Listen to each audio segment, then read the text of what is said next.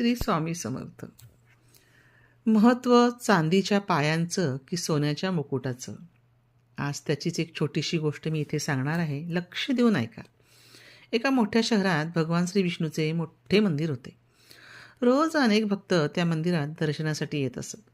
हळूहळू मंदिराची ख्याती वाढू लागली. भक्तांची गर्दी होऊ लागली. मंदिराचा विस्तार होऊ लागला. मग काही लोकांनी ठरवलं, भगवान विष्णूला एक सोन्याचा मुकुट करावा.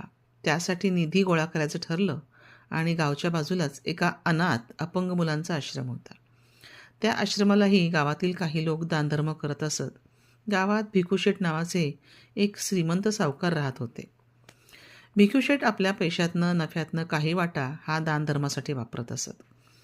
भक्त मंडळींना वाटले की भिकूशेठसारखा दिलदार मनाचा माणूस आपल्याला मदत करेल. सगळे मिळून भिकूशेठकडे गेले आणि भक्त मंडळींना आपल्या पेढीवर आले